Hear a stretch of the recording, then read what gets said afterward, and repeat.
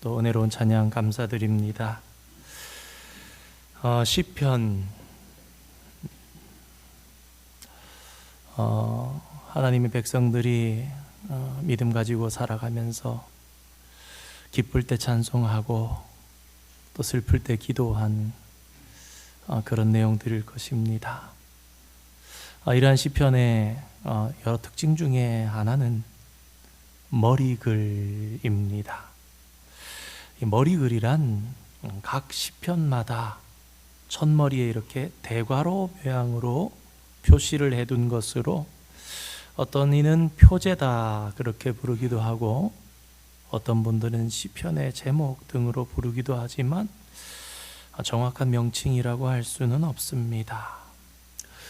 참고로 히브리어로 기록된 이스라엘의 성경을 보면 이 머리글이 매 시편마다 1절 말씀으로 포함되어 있는 것을 보게 됩니다. 오늘 우리가 함께 받은 시편 126편의 머리글은 무엇이라고 되어 있습니까? 성경을 한번 보시기 바랍니다. 1절이 아니라서 우리는 읽지 못했습니다만 제목을 보시면 성전에 올라가는 노래 이렇게 머리글이 되어 있습니다. 다른 성경에는 순례의 노래다 그렇게 쓰인 것도 있고 공동 번역을 보니까 올라감들의 노래다 이렇게 번역을 해놓기도 했습니다. 그런데 이 시편 126편의 앞과 뒤를 살펴보면 127편도 128편도 129편도 성전에 올라가는 노래, 성전에 올라가는 노래, 성전에 올라가는 노래. 뒤를 넘겨봐도 123편도 4편도 5편도 성전에 올라가는 노래다 이렇게 기록되어 있습니다. 살펴보면 시편 120편에서 134편까지 15편의 시편이 모두 성전에 올라가는 노래라는 머리글이 붙어 있고 이곳에 다 모여 있다는 것을 알게 됩니다. 성전이 있던 예루살렘은 그 지대가 해발 한 800에서 900m 정도 됩니다. 그것이 뭐 그렇게 높은 것이냐 할 수 있지만 서울에 있는 도봉산이나 수락산이나 기껏해야 한 1000m 정도 되는 산들인데 그런 얘기를 한번 등산가들에게 들었습니다. 서울에 가까이 있다고 이런 산들을 우습게 보면 안 됩니다. 상당히 고도에 비해서 오르기가 어려운 악산들입니다. 그런 얘기를 하더라고요. 예루살렘에서부터 이제 해변 쪽으로 지중해 내려가면 쭉 계속 내려갑니다. 그래서 샤론 평야를 거쳐서 바다를 만나죠. 지중해를 만납니다. 반대편으로 보면 더 급격하게 떨어집니다. 여러분, 세계에서 가장 낮은 지대, 미국에서 가장 낮은 지대 어디죠? 데스밸리죠. 데스밸리 가면 마이너스 67m인가 그렇게 적혀 있습니다. 미국 전 지역에서 가장 낮은 곳입니다. 그런데 여러분, 갈릴리 호수가 마이너스 200입니다. 해발. 그 갈릴리 호수의 물이 요단강을 형성하면서 흘러내려서 죽음의 바다라 불리는 사해로 흘러가는데 사해는 마이너스 400m입니다. 전 세계에서 가장 지대가 낮은 곳입니다. 그래도 지중해 쪽으로는 좀 이렇게 거리가 있으면서 그런데 이 바로 옆으로 요단강 쪽으로 가면은 엄청나게 지대가 떨어지는 거지요. 그러니까 동에서나 서에서나 모두 다 올라옵니다. 북쪽으로 보면 북쪽으로 이스라엘 평야가 있습니다. 거기서 예루살렘으로 올라옵니다. 남쪽에서도 올라갑니다. 동서남북 각지에 흩어져 살고 있는 이스라엘 백성들이 성전을 향해서 갈 때에는 보통 올라갈 수밖에 없었습니다. 그래서 성전을 향해서 갈 때는 올라간다 그렇게 성경이 표현합니다. 예수님께서 성전으로 올라가실세, 예루살렘으로 올라가실세, 반대로 어떻게 됩니까? 여리고로 내려가실세, 성전에서 내려가실세. 총 15편의 순례시로 구성된 성전에 올라가는 노래라는 시편 120편에서 134편까지의 이 시편집은 사실은 그 시대와 배경을 모두 달리하는 여러 시편들을 한 곳에 일부러 모아둔 것입니다. 하나님께서 모세에게 말씀하셨습니다. 이스라엘의 모든 성인 남자들은 반드시 여호와 앞에 1년에 3차례는 꼭 와서 손을 펴도록 해라. 6월절과 77절과 장막절에는 반드시 가야 했습니다. 우리가 성경을 보면 아는 것처럼 가족 구성원들이 이렇게 모여서 순례의 길을 떠나는 것입니다. 어디로요? 예루살렘 성전으로. 앞과 뒤에 남자들이 서고 중간에 여자들과 아이들을 두고 그렇게 갑니다. 그렇게 성전으로 올라갈 때에 성전 순례의 과정에서 느껴지는 감정들을 나타내거나 그것들을 고무하는 내용들의 시편이 바로 시편 120편에서 134편에 기록되어 있습니다. 그 시편들의 특징이라 하겠습니다. 말씀드린 대로 이 시편집들은 시대와 배경을 달리합니다. 그래서 이 126편은 또 126편의 배경이 있지요. 성전에 올라가는 노래, 이 시편 126편의 머리글에는 2가지 해석이 있습니다. 첫 번째는 바벨론에서 포로 생활하던 이스라엘 백성들이 바벨론 땅에서부터 예루살렘으로 돌아오면서 불렀던 노래다라는 것입니다. 구약시대에 이스라엘에서 바벨론에서 예루살렘까지는 약 4개월에서 5개월 정도 걸리는 여정이었다고 합니다. 그들이 예루살렘을 향해서 귀환하면서 기쁨 가운데 불렀던 노래다. 두 번째는 포로 생활에서 돌아온 이스라엘 백성들이 뜨거운 마음으로 성전을 건축한 후에 성전이 있는 예루살렘을 향해서 예배하러 드리러 올라가는 것과 관련이 있다, 그런 견해입니다. 이 2가지 견해는 어느 것이 더 정확한 것이다 말하기보다 모두가 합당한 해석으로 함께 고려하면서 더 풍성한 은혜를 누리는 것이 좋겠다 말씀드립니다. 때로는 이 성경 말씀의 구조를 이해하는 것이 성경을 이해하는 데 도움을 주는데요.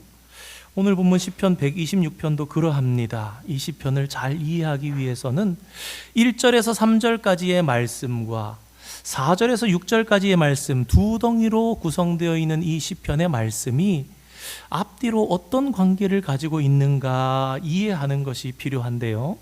먼저 1절에서 3절까지의 말씀을 잘 살펴보면 앞서 말씀드린 대로 과거 바벨론의 포로 생활로부터 해방되어서 그 기쁨을 만끽하는 그런 모습을 기록한 말씀입니다. 그리고 이어지는 4절에서 6절까지의 말씀은 포로로부터 귀환한 이후에 그럼에도 불구하고 상당 기간 동안 고달픈 삶을 경험하면서 예루살렘에 돌아온 이들이 다시금 우리를 회복시켜 달라고 하나님께 호소하는 그런 기도의 내용이라고 볼 수 있습니다. 이 시대의 역사를 기록한 것이 바로 에스라, 느헤미야 성경 가운데 기록되어 있는데요. 우리가 에스라, 느헤미야 성경을 보면 바벨론에서부터 돌아온 이스라엘 백성들의 삶이 결코 쉽지 않았다라는 것을 알게 됩니다. 예전에 예루살렘은 거룩한 도성이요 큰 성읍이었습니다. 그러나 70년 동안 황폐했던 예루살렘은 더 이상 그런 것이 아니었습니다. 시골이었습니다. 사업의 이권들을 저 강 건너편에 암몬이나 모압 같은 땅, 저 북쪽의 사마리아 같은 땅의 총독들이 다 관장하며 거기에 시장이 크게 열리며 거기가 사람이 살기 좋은 곳이 되었고, 예루살렘은 그야말로 사람이 살기가 불편한 곳, 모여서 살기가 어려운 곳, 안전을 보장하기 힘든 곳이 되어 있었습니다. 그러한 가운데 하나님의 백성들이 믿음 가지고 살려고 하면서 어려운 가운데 부르짖었던 하나님 도와주십시오, 하나님 우리를 회복시켜 주십시오, 그렇게 부르짖었던 기도가 바로 오늘 시편 126편의 4절, 5절, 6절 말씀입니다. 바로 여기에서 오늘 말씀의 주제를 찾고 준비해 보았습니다. 사랑하는 성도 여러분, 구원 얻은 하나님의 백성으로 살아가지만 삶 가운데 어려움을 당할 때, 고난이 다가올 때 우리는 과연 어떻게 대처해야 하는 것일까요? 오늘 시편 126편의 말씀은 이에 대한 대답을 줍니다.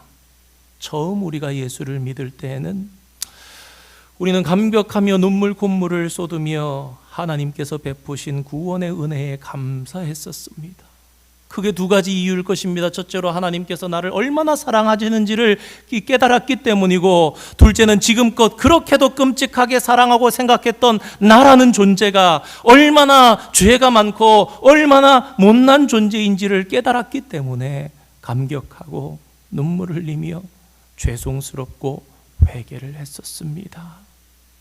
그래서 그때는 생각하면 할수록, 기도하면 할수록 눈물이 나고 감격하고 감사했었습니다.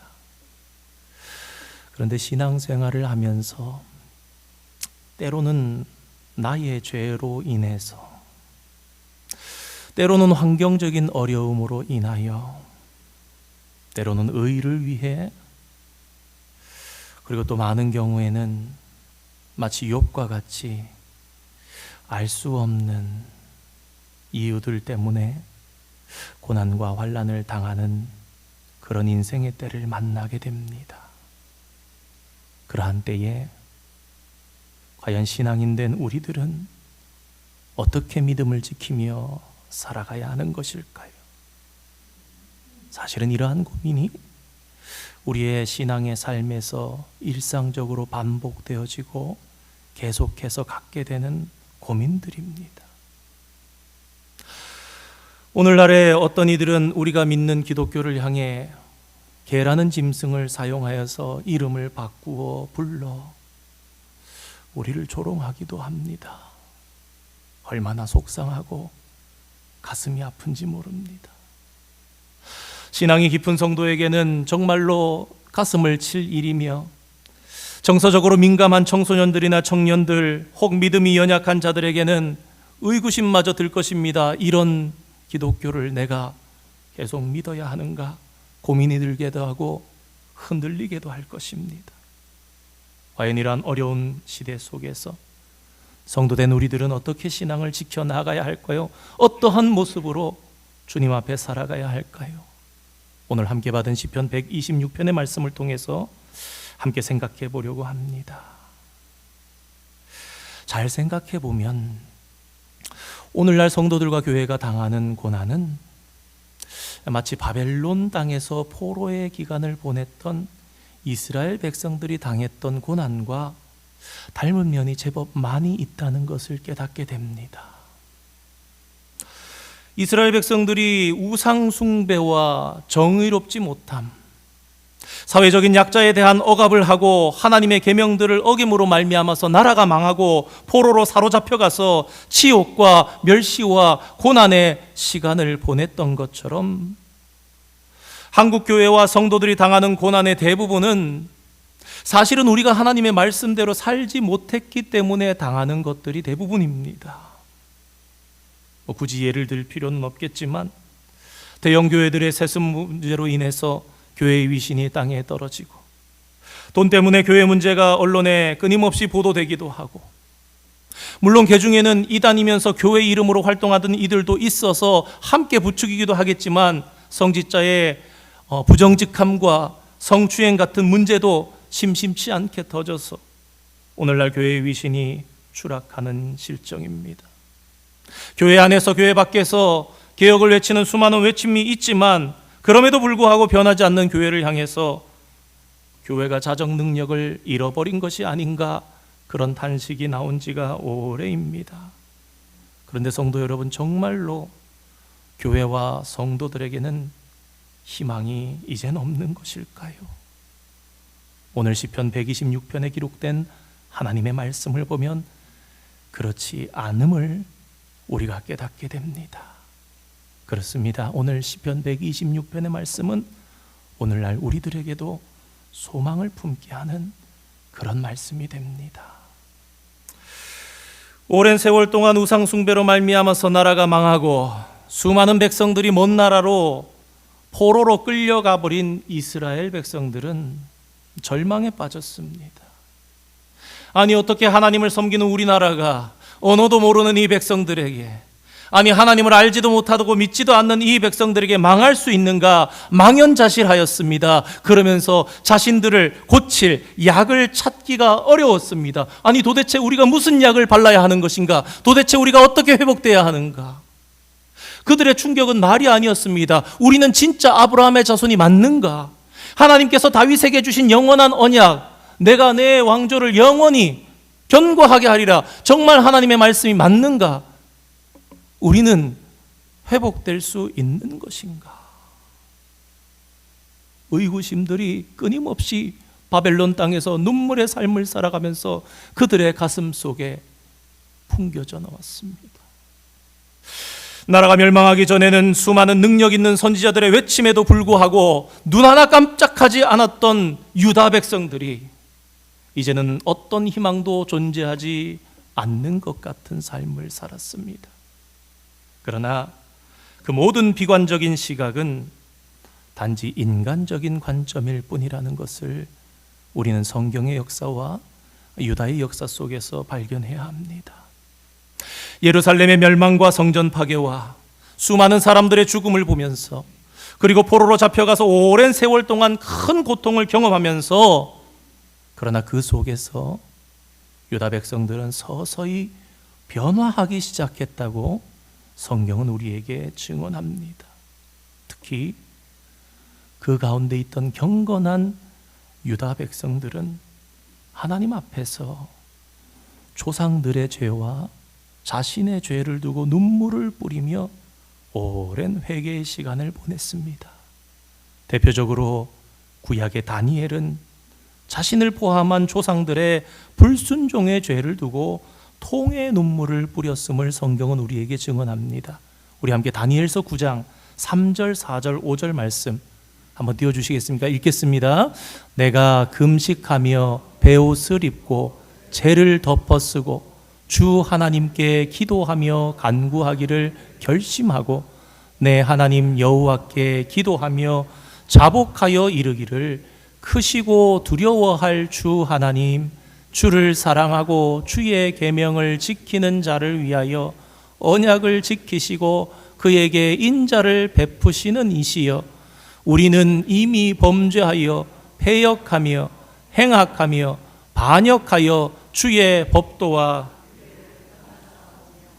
아멘. 그래서 그 뒤에 보면은 주여 들으소서, 주여 용서하소서, 주여 들으시고 행하소서, 지체치 마옵소서 그러면서 기도하는 다니엘의 기도가 이어집니다.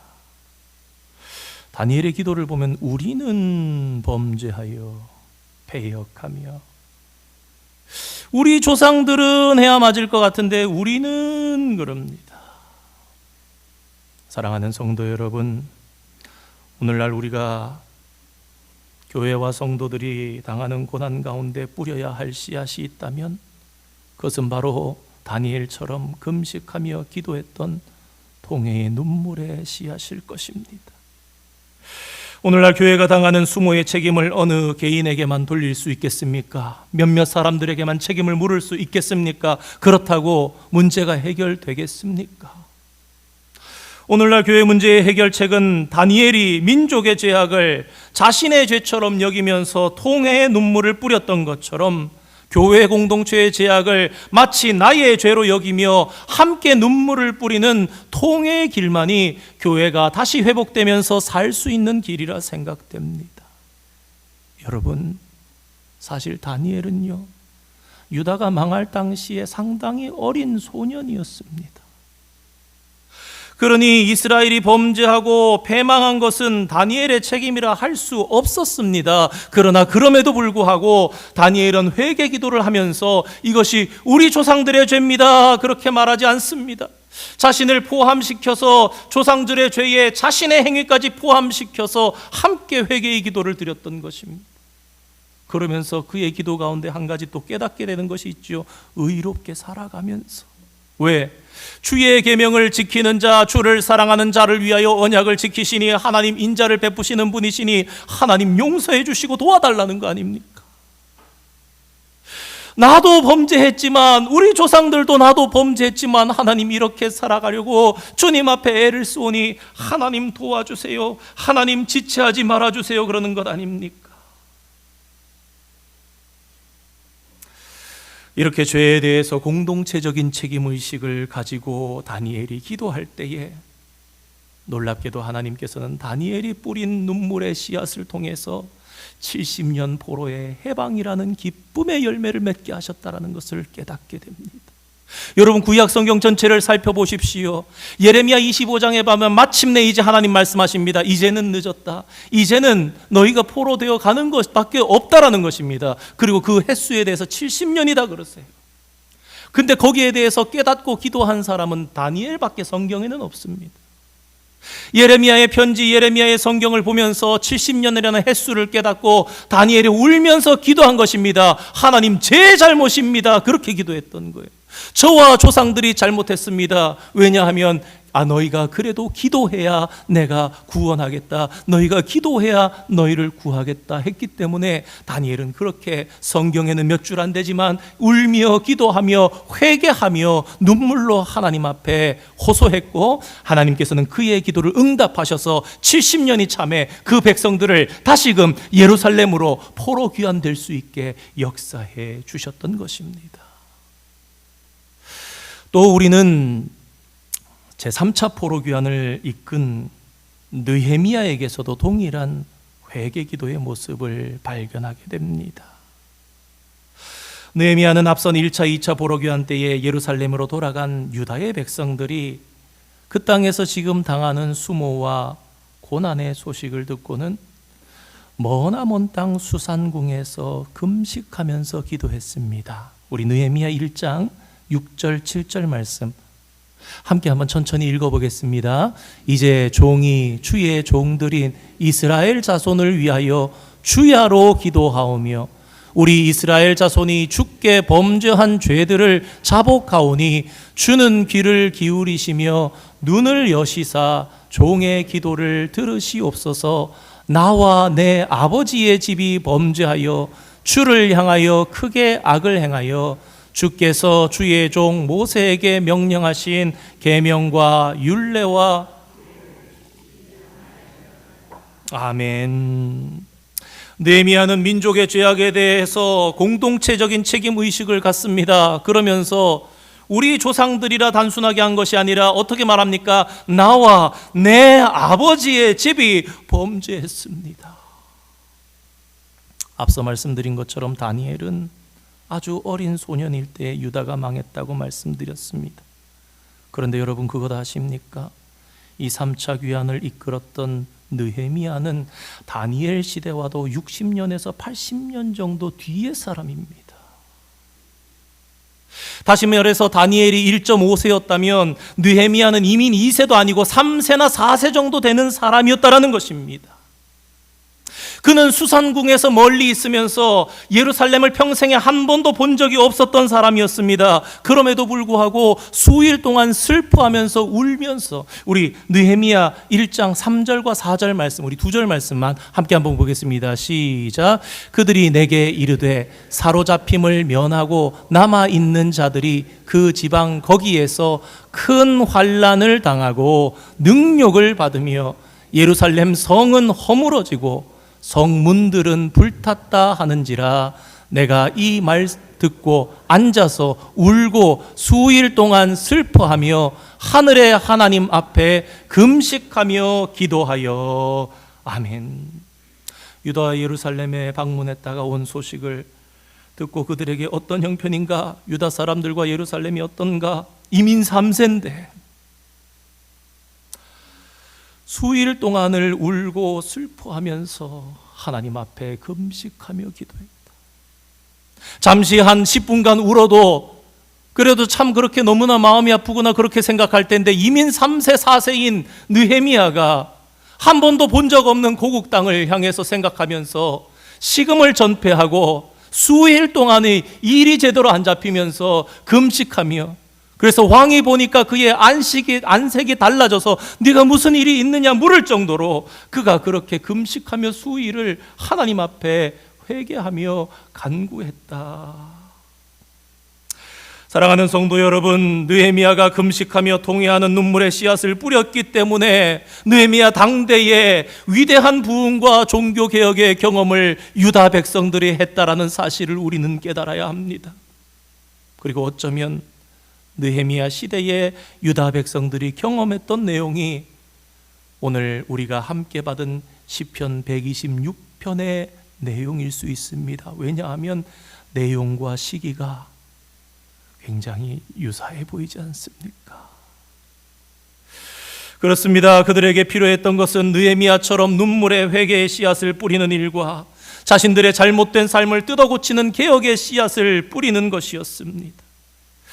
느헤미야 성경은 이스라엘 백성들이 어떻게 회개와 개혁이라는 눈물의 씨앗을 뿌렸고 그 후에 기쁨으로 그 열매를 거두었는가를 잘 보여주는 그런 성경이라 하겠습니다.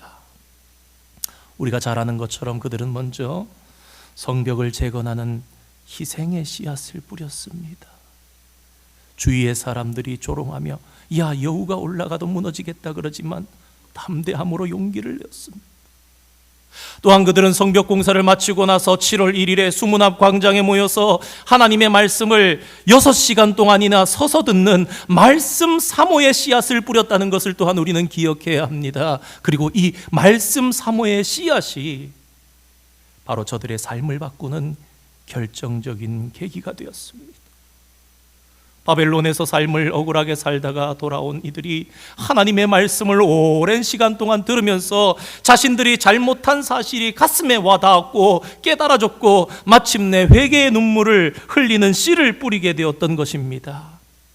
그들 중에 지도자들은 다음 날에도 다시금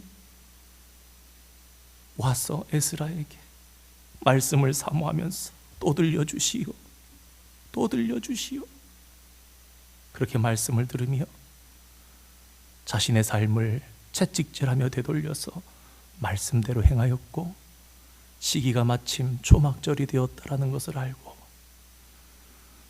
그렇게 말합니다. 우리 초막절 지킵시다. 여러분, 초막절은 단순히 하루가 아니라 7일 동안입니다. 그들은 초막절을 지키는 일주일 동안 매일 말씀을 들었습니다. 그러면서 그들은 그들 자신의 삶이 얼마나 말씀과 거리가 멀어졌는지를 깨달으면서 더욱더 깊은 회개의 자리로 하루하루 마치 부흥회를 하는 것처럼 그 말씀들을 통해서 그들은 회개하게 되었고 서서히 그 속에서 개혁이 일어났습니다. 제대로 지켜지지 않았던 안식일을 지키게 되었습니다. 그동안 드리지 않았던 11조를 다시금 드리면서 레위인들이 성전에서 직무를 감당할 수 있는 환경이 조성되었습니다. 그 결과 성전 예배가 다시금 회복되었습니다. 이방인들과의 통혼을 금지하게 되었고 이방인을 이미 아내로 맞아들여서 살던 자들은 눈물을 머금고 그들을 내보내는 그런 개혁을 단행했습니다. 그리고 마지막으로 국가의 지도자들은 저들이 지도자이면서도 주변의 이방인들과 내통하고 있었는데 그 내통하던 것을 다 끊고 이방인들과 단교하였습니다. 이 모든 결과가 느헤미야의 기도로부터 시작되었다라는 사실을 우리는 기억해야 합니다. 한 사람 느헤미야의 회개의 기도로 시작해서 유다 백성들에게 대대적인 회개와 개혁의 운동이 일어나게 되었습니다. 눈물을 흘리며 씨를 뿌린 결과 확실한 기쁨의 열매를 저들이 거둘 수 있게 되었던 것입니다. 그렇습니다. 사랑하는 성도 여러분, 이러한 느헤미야의 회개와 개혁은 오늘날 어려움 가운데 살아가는 우리에게 또한 회개와 개혁이 필요한데 어떠한 모습으로 해야 하나, 어떻게 감당해야 하나 너무나 훌륭한 모델을 제시해 줍니다. 보여줍니다. 우리는 우리의 죄와 교회의 죄악을 두고 통회와 회개의 눈물을 뿌려야 합니다. 회개야말로 우리가 진정으로 눈물을 흘리며 씨를 뿌려야 할 가장 중요한 일입니다. 오늘날 나 자신과 우리의 가정과 우리의 교회를 보면서 하나님 말씀하시는 것 같았습니다. 뿌린 대로 거두리라. 하나님 무엇을 뿌릴까요? 무엇을 뿌려야 우리가 좋은 열매를 거두겠습니까? 언젠가부터 한국 교회에서 눈물이 점점 사라져가고 있습니다. 그런데 곰곰이 생각해 보면 눈물이 사라져갔던 그 시기 즈음부터 우리 교회 안에서 은혜도 점점 사라지지 않았나 짐작되어집니다. 느헤미야 당시의 이스라엘 백성들처럼 하나님의 말씀을 사모하고 말씀대로 우리의 삶을 뜯어 고치고자 하는 개혁의 씨를 우리도 뿌려야 합니다. 단순하게 회개의 기도만 했던 것이 아니라 말씀을 들을 때에 하루하루 이스라엘 백성들의 마음속에서는 변혁이 일어났습니다. 목사님 무슨 개혁입니까? 말할 수 있지만 사실은 기독교는 개혁의 종교라고 말씀드릴 수 있습니다. 전에도 한두 번 말씀드렸던 것처럼 도서지에도 있습니다만 레디컬, 정말 주님께서는 변혁적인 삶을 우리에게 날마다 요구하신다는 것을, 주님과의 관계를 깊이 맺으며 살아가면 우리를 흠도 점도 티도 없이 만들도록 하시기 위해서 변혁적으로 우리를 오늘도 변해야 한다, 오늘도 변해야 한다, 내가 이러면 좋겠다라고 말씀하시는 주님을 우리는 만나게 됩니다. 그런데 여러분, 개혁에는 고통이 따릅니다. 울며 씨를 왜 뿌립니까? 그냥 뿌리지. 사연이 있는 것입니다. 느헤미야 시대에 울면서 씨를 뿌려야 했던 것입니다. 마찬가지로 개혁에는 눈물을 흘리는 아픔이 따른다는 것입니다. 여러분 한번 생각해 보시기 바랍니다. 느헤미야 때에 말씀 앞에서 회개했다고, 그들이 삶을 돌이켰다고 해서 여러분, 아내로 맞아들였던 자가 이방 여인이라고 결혼하여 살던 아내를 내보내는 일이 쉬웠겠습니까?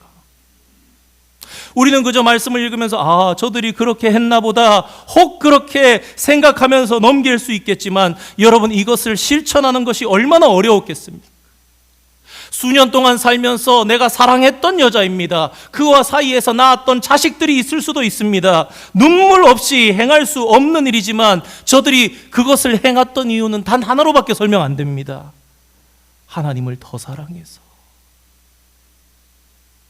내가 사랑하지 않는 아내가 아니지만 하나님의 말씀이 깨달아지고 보니 정말 뼈를 깎는 듯한 아픔으로 실행했던 그런 신앙인들이 많이 있습니다. 그 이름들을 느헤미야 성경에는 쭉 적어 놓았습니다.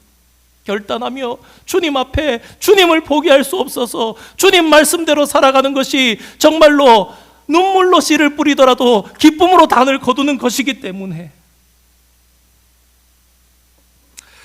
유다 백성들이 자신의 가족들을 내보내는 아픔을 경험했듯이 어쩌면 진정한 개혁에는 지금까지 내가 가장 사랑한 것들을 내보내야 하는 아픔을 우리가 경험해야 할지도 모릅니다. 지금까지 돈을 사랑했고 명예를 사랑했고 권력을 사랑했던 우리의 나의 못된 자아를 죽여야 하는 아픔이 필요할 수 있습니다. 진정한 개혁과 회개에는 눈물을 흘리는 아픔이 수반되는 것입니다. 사랑하는 성도 여러분, 오늘날 고난당하는 이 시대의 교회를 위해, 아니 단순히 교회가 아니라 고난당하는 이 시대 믿는 나를 위해 내가 뿌려야 할 씨앗은 바로 회개와 개혁을 위한 눈물일 것입니다. 우리 오늘 본문 시편 126편 5절 6절 말씀 함께 한번 다시 한번 읽어보기 원합니다. 5절 말씀 6절 말씀 한번 띄워주시겠습니까? 함께 읽겠습니다. 눈물을 흘리며 씨를 뿌리는 자는 기쁨으로 거두리로다. 울며 씨를 뿌리러 나가는 자는 반드시 기쁨으로 그 곡식 단을 가지고 돌아오리로다. 아멘.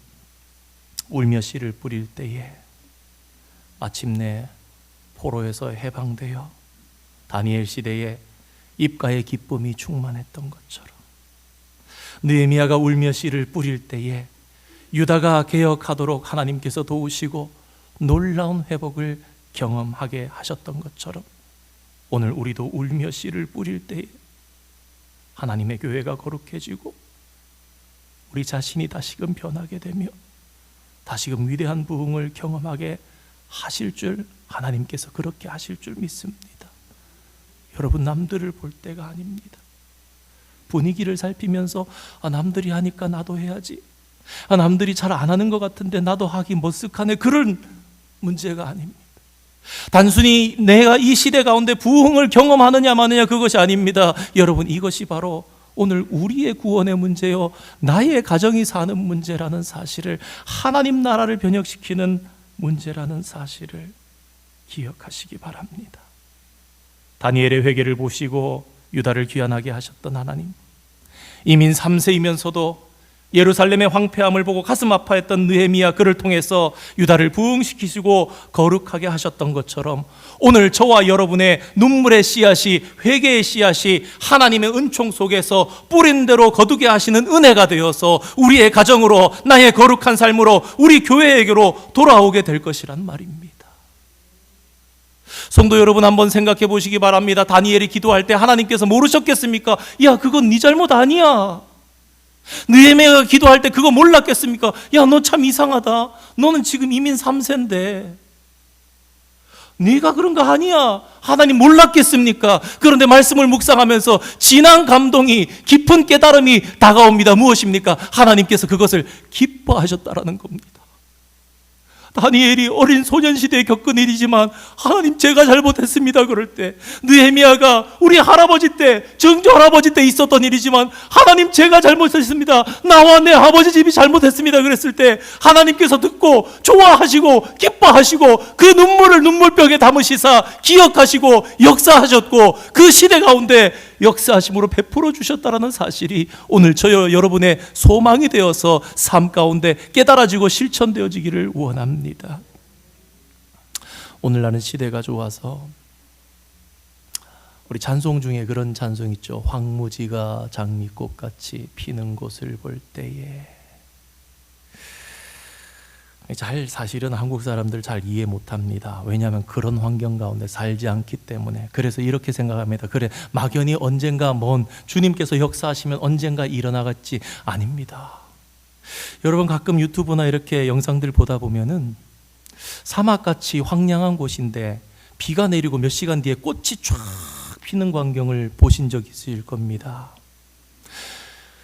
이스라엘 땅이 건기와 우기가 극하게 갈라지는 곳이라서 건기 때는 골짜기인데 우기 때는 강입니다. 그래서 이스라엘의 남방 지역에는 실제로 그런 일이 눈으로 보아서 있었습니다. 지난번에 여기 황량했는데 꽃밭이 됐네. 여러분, 그게 황무지가 장미꽃같이 피는 것을 볼 때에 절대로 살아가면서 없었던 일이 아니라 매해마다 보는 그런 일이에요. 그 남방에 보니까 야, 거기 다 사막 같았는데 꽃밭 됐어. 그걸 봤단 말이에요. 누가 하셨느냐? 하나님이 하셨다는 말입니다. 계절에 따라서 이스라엘의 남쪽의 황무지가 꽃이 피는 아름다운 동산으로 바꾸신 분이 하나님이시듯이 우리 삶과 우리의 마음이 아름다운 꽃동산 되도록 하나님께서 바꾸실 것이라는 것입니다. 그것은 언젠가 나중에 수백 년 후에 일어나는 것이 아니라 매년마다 몇 번씩 반복되는 그런 일, 하나님 그런 역사를 내게 이루어 주십시오. 성경은 그렇게 고백했던 것을 우리에게 증거합니다. 오늘 저와 여러분은 무엇을 뿌리시겠습니까? 뿌린 대로 거두리라 말씀하시는 하나님 앞에 무엇을 뿌리는 것이 가장 소망이 있고 가장 큰 기쁨이 우리에게 돌아오겠습니까? 진실하게, 정직하게, 열심히 살아가며 회개의 삶을 살아가며 하나님께서 가장 원하시는 가장 값진 씨앗을 뿌리는, 그래서 뿌린 대로 거두게 되는 그런 축복을 누리시는 성도들이 되시기를 주님의 이름으로 축원드립니다. 함께 기도하겠습니다.